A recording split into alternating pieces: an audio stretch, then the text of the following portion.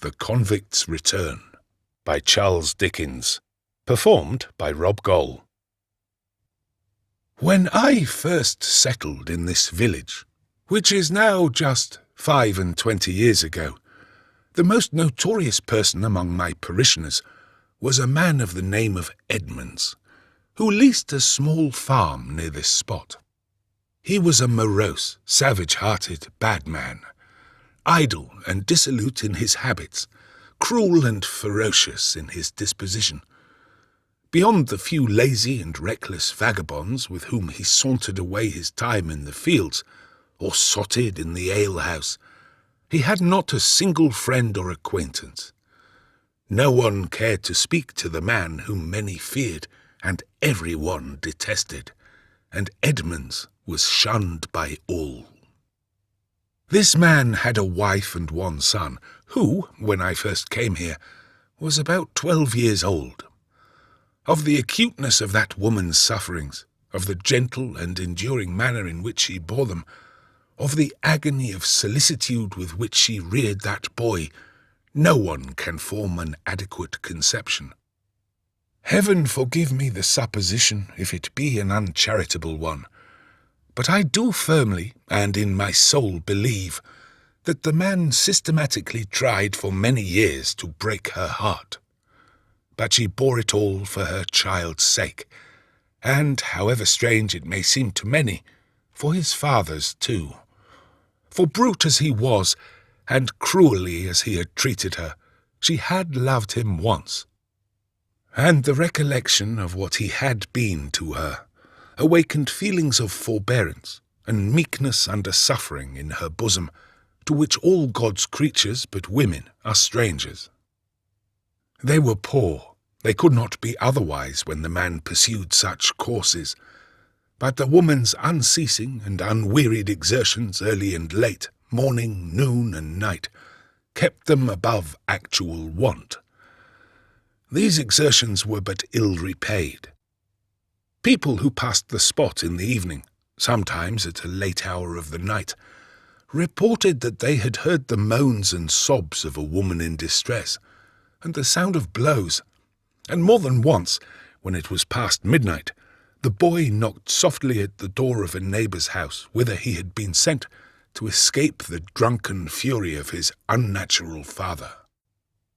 During the whole of this time, and when the poor creature often bore about her marks of ill usage and violence, which she could not wholly conceal, she was a constant attendant at our little church.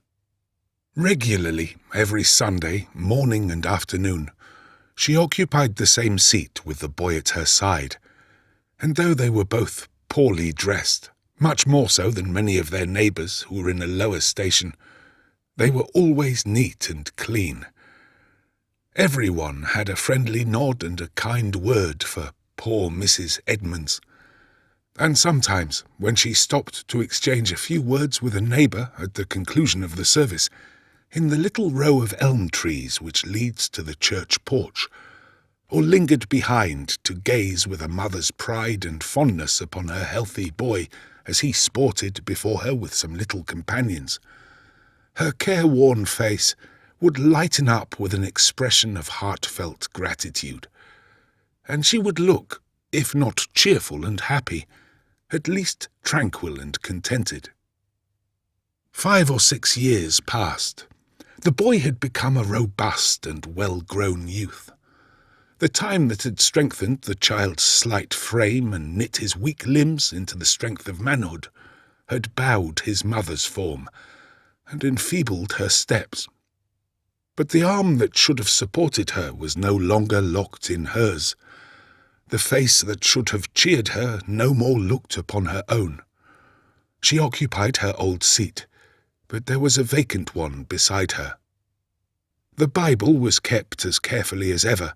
The places were found and folded down as they used to be, but there was no one to read it with her, and the tears fell thick and fast upon the book and blotted the words from her eyes.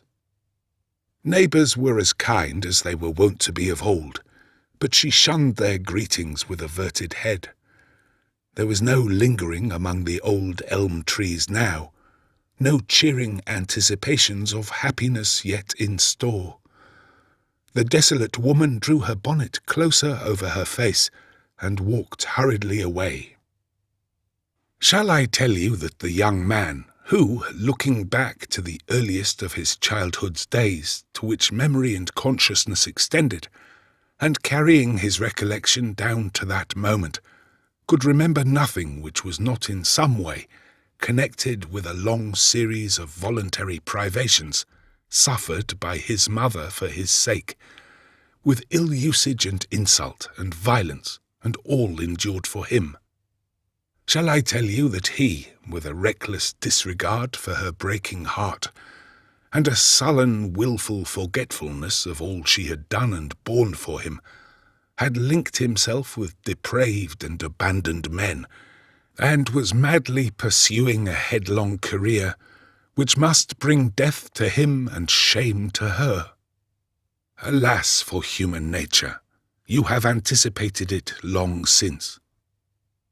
The measure of the unhappy woman's misery and misfortune was about to be completed. Numerous offences had been committed in the neighbourhood. The perpetrators remained undiscovered, and their boldness increased.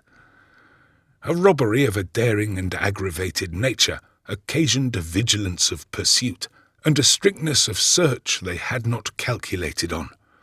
Young Edmonds was suspected with 3 companions. He was apprehended, committed, tried, condemned to die. The wild and piercing shriek from a woman's voice, which resounded through the court when the solemn sentence was pronounced, rings in my ears at this moment. That cry struck a terror to the culprit's heart, which trial, condemnation, the approach of death itself had failed to awaken. The lips, which had been compressed in dogged sullenness throughout, quivered and parted involuntarily. The face turned ashy pale as the cold perspiration broke forth from every pore.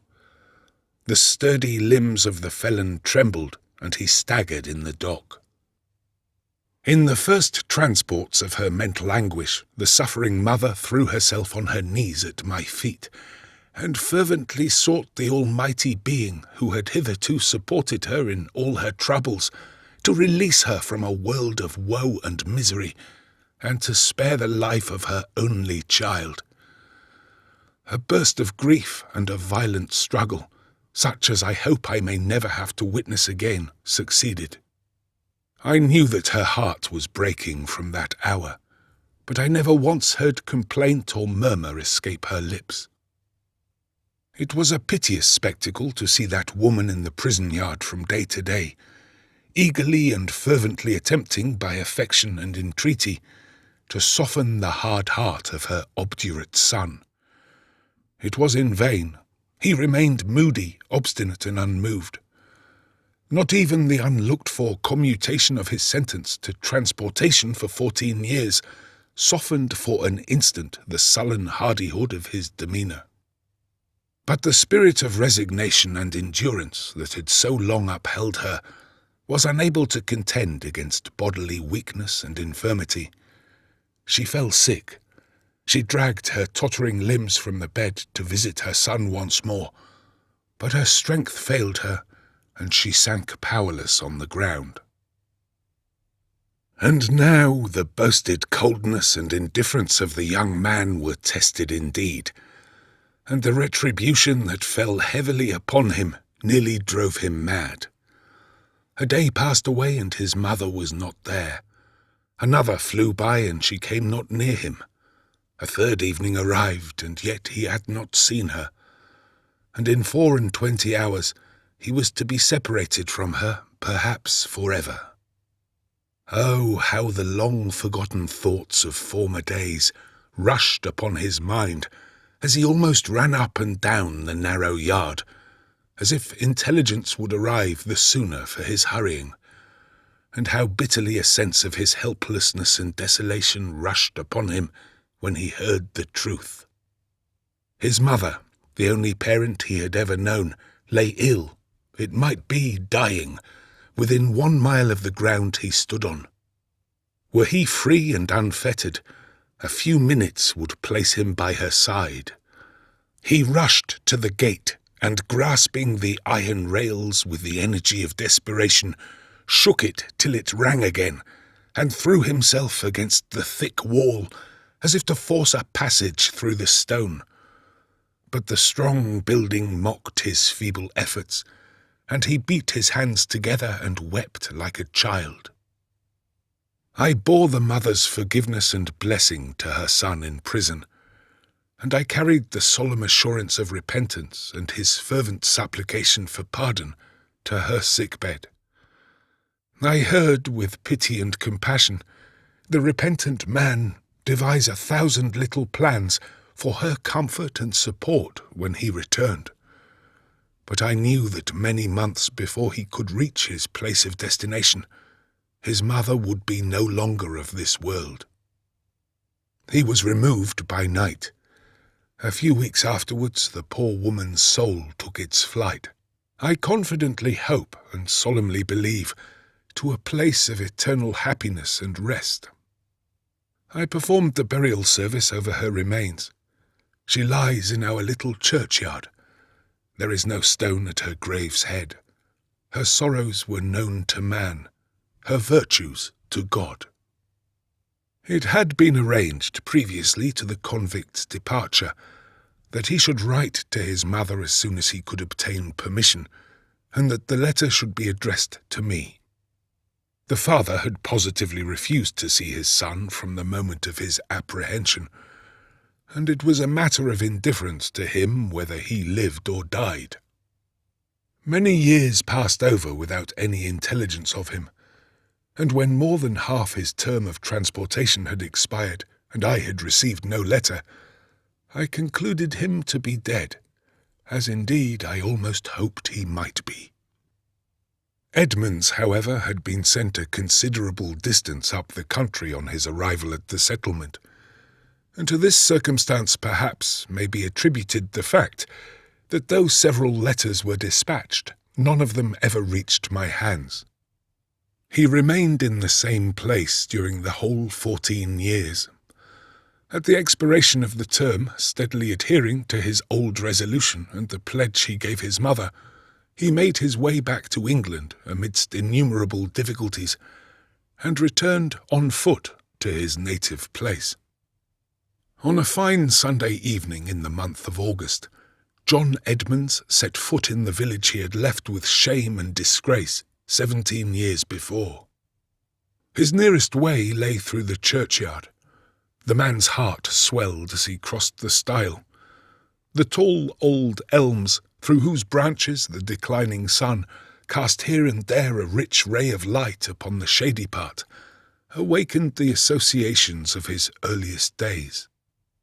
He pictured himself as he was then, clinging to his mother's hand and walking peacefully to church. He remembered how he used to look up into her pale face, and how her eyes would sometimes fill with tears as she gazed upon his features, tears which fell hot upon his forehead as she stooped to kiss him and made him weep too, although he little knew then what bitter tears hers were. He thought how often he had run merrily down that path with some childish playfellow, looking back ever and again to catch his mother's smile or hear her gentle voice. And then a veil seemed lifted from his memory, and words of kindness unrequited, and warnings despised, and promises broken, thronged upon his recollection, till his heart failed him, and he could bear it no longer. He entered the church. The evening service was concluded, and the congregation had dispersed, but it was not yet closed. His steps echoed through the low building with a hollow sound, and he almost feared to be alone. It was so still and quiet. He looked round him. Nothing was changed. The place seemed smaller than it used to be, but there were the old monuments on which he had gazed with childish awe 1,000 times, the little pulpit with its faded cushion, the communion table before which he had so often repeated the commandments he had reverenced as a child and forgotten as a man.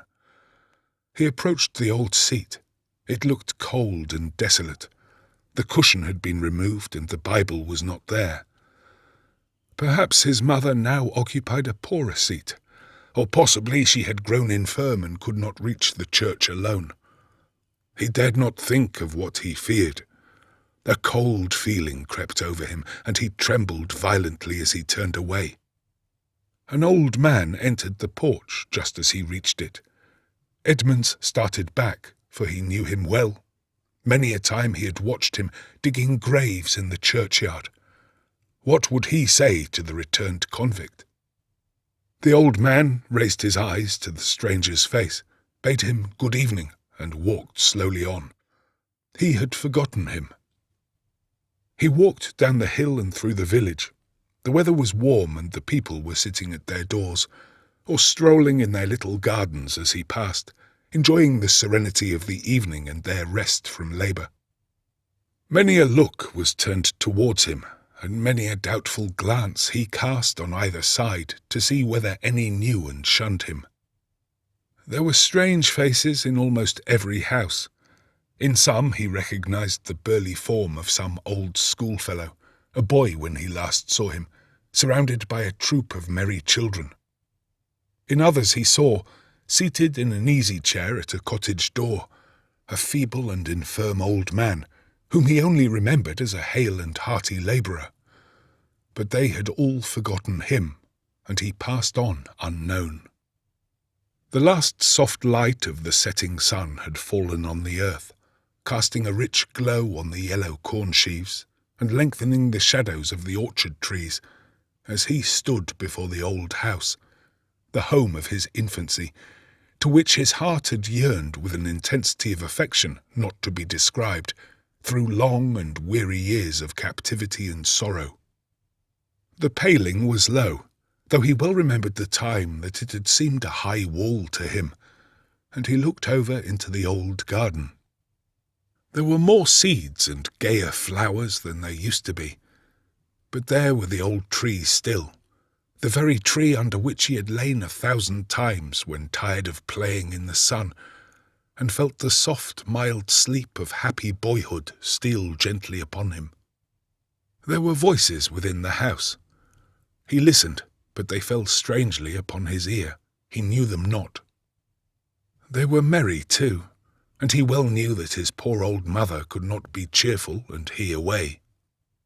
The door opened, and a group of little children bounded out, shouting and romping. The father, with a little boy in his arms, appeared at the door, and they crowded round him, clapping their tiny hands and dragging him out to join their joyous sports.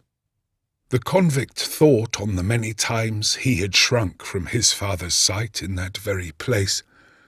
He remembered how often he had buried his trembling head beneath the bedclothes, and heard the harsh word and the hard stripe, and his mother's wailing. And though the man sobbed aloud with agony of mind as he left the spot, his fist was clenched and his teeth were set in a fierce and deadly passion. And such was the return to which he had looked through the weary perspective of many years, and for which he had undergone so much suffering. No face of welcome, no look of forgiveness, no house to receive, no hand to help him, and this, too, in the old village. What was his loneliness in the wild, thick woods, where man was never seen, to this? He felt that in the distant land of his bondage and infamy, he had thought of his native place as it was when he left it, and not as it would be when he returned. The sad reality struck coldly at his heart, and his spirit sank within him. He had not courage to make inquiries, or to present himself to the only person who was likely to receive him with kindness and compassion. He walked slowly on, and shunning the roadside like a guilty man, turned into a meadow he well remembered, and covering his face with his hands, threw himself upon the grass. He had not observed that a man was lying on the bank beside him. His garments rustled as he turned round to steal a look at the newcomer, and Edmunds raised his head. The man had moved into a sitting posture. His body was much bent, and his face was wrinkled and yellow. His dress denoted him an inmate of the workhouse. He had the appearance of being very old, but it looked more the effect of dissipation or disease than the length of years. He was staring hard at the stranger, and though his eyes were lustreless and heavy at first, they appeared to glow with an unnatural and alarmed expression after they had been fixed upon him for a short time, until they seemed to be starting from their sockets. Edmunds gradually raised himself to his knees and looked more and more earnestly on the old man's face. They gazed upon each other in silence. The old man was ghastly pale. He shuddered and tottered to his feet. Edmunds sprang to his. He stepped back a pace or two. Edmunds advanced. "Let me hear you speak," said the convict in a thick, broken voice. "Stand off!" cried the old man with a dreadful oath. The convict drew closer to him. "Stand off!" shrieked the old man. Furious with terror, he raised his stick and struck Edmunds a heavy blow across the face. "Father, devil!" murmured the convict between his set teeth. He rushed wildly forward and clenched the old man by the throat. But he was his father, and his arm fell powerless by his side. The old man uttered a loud yell which rang through the lonely fields like the howl of an evil spirit. His face turned black, the gore rushed from his mouth and nose and dyed the grass a deep dark red as he staggered and fell. He had ruptured a blood vessel, and he was a dead man before his son could raise him. In that corner of the churchyard of which I have before spoken, there lies buried a man who was in my employment for 3 years after this event, and who was truly contrite, penitent, and humbled, if ever man was. No one save myself knew in that man's lifetime who he was or whence he came. It was John Edmunds, the returned convict. This has been The Convict's Return by Charles Dickens, performed by Rob Goll.